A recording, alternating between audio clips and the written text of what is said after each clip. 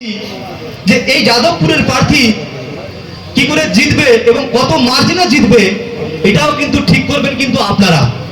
অতএব আপনাদের সক্রিয় ভূমিকার মাধ্যমে কিন্তু আমি দিল্লির পার্লামেন্টে গিয়ে দরবার করতে পারবো আপনাদের হয়ে।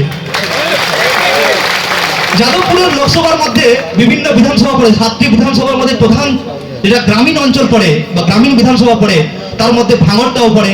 সেই সঙ্গে সঙ্গে বারুইপুর পূর্ব এবং বারুইপুর পশ্চিম, সোনারপুর দক্ষিণ এবং সোনারপুর উত্তরের কিছুটা অংশ। এই গ্রাম্য অঞ্চল থেকে যে সমস্ত ব্যক্তিরা মুমূর্ষু রোগী হয়ে আসেন চিকিৎসার জন্য, চিকিৎসা নিতে হসপিটালে, তারা কিন্তু হসপিটালে যখন এসে দেখেন হয় ডাক্তার নেই কিংবা বেড নেই, আর যদিও বা চিকিৎসা করতে হয় তাহলে নিহাত মৃত্যু।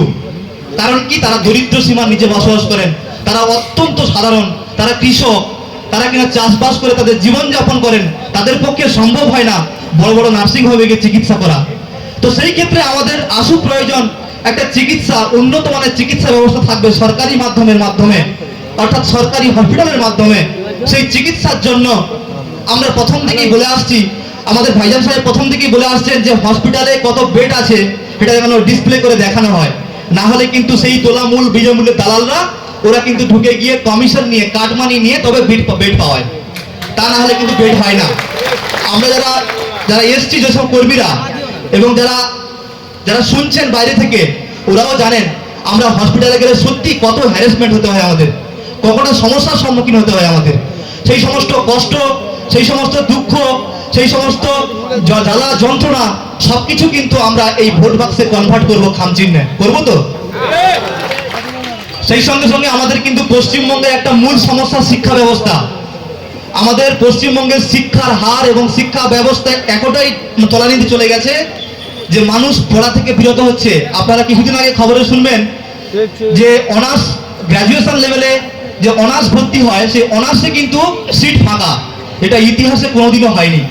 তার কারণ কি, সাধারণ বাড়ির বাবা মায়েরা কি ভাবছেন যে আমার ছেলেটাকে আমি জমি বিক্রি করিয়ে, আমি গা খাতা পরিশ্রম করিয়ে দিয়ে আমার ছেলেটাকে মানুষ করাবো, আর সেই ছেলেটা পরে চাকরি পাবে না, বেকার হয়ে টোটো চালাবে, বেকার হয়ে ওলা চালাবে, বেকার হয়ে চাষবাস করবে, তার জন্য তো আমার ছেলেকে পড়াবো না।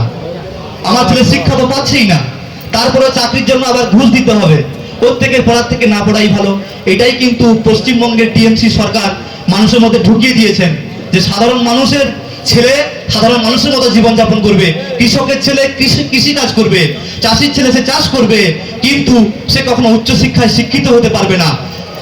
আমরা সেটা প্রথম প্রস্তাব এনেছিলাম যে আমরা যে শিক্ষা ব্যবস্থা আনবো সেখানে জজ সাহেবের ছেলেও যে শিক্ষা গ্রহণ করবে, একটা কৃষকের ছেলেও সেই শিক্ষা গ্রহণ করবে, একজন ভ্যান চালকের ছেলেও সেই শিক্ষা গ্রহণ করবে, একই বেঞ্চে সব বসবে, একই শিক্ষা গ্রহণ করবে। আমরা টাকা পয়সার জন্য, আমরা দারিদ্রতার জন্য আমার ছেলে মেয়েকে কেন শিক্ষা থেকে বঞ্চিত করব? তারপরে সোনারপুর উত্তর এবং সোনারপুর দক্ষিণ তো আছেই, এবং সেই সঙ্গে সঙ্গে যাদবপুর এবং টালিগঞ্জের বেশ কিছু যারা প্রত্যন্ত এলাকা বা গ্রামীণ এলাকা আছে সেখানে কিন্তু আর্সেনিক মুক্ত জলের একটা প্রবল চাহিদা আছে। আমরা গ্রামে গেলে দেখতে পাই এখন কিন্তু কল খারাপ থাকে, কলে জল ওঠে না। কল থাকে বাট কলে জল নেই, যদিও বা জল ওঠে সেটা খাওয়ার উপযোগ্য নয়, হয় আয়রন থাকে কিংবা আর্সেনিক। এতে আমরা বিপদের কোলে ঢলে যাচ্ছি, আর সরকার এটা নিয়ে তামাশা খেলছে, আমাদের জীবনকে নিয়ে ছিনিবিনি খেলছে। তাই এই ছিনিবিনির জবাবটাকে দিতে হবে খামচিহ্নের মাধ্যমে, হবে তো? যাদবপুর থেকে প্রার্থী জেরবে, তবে তো।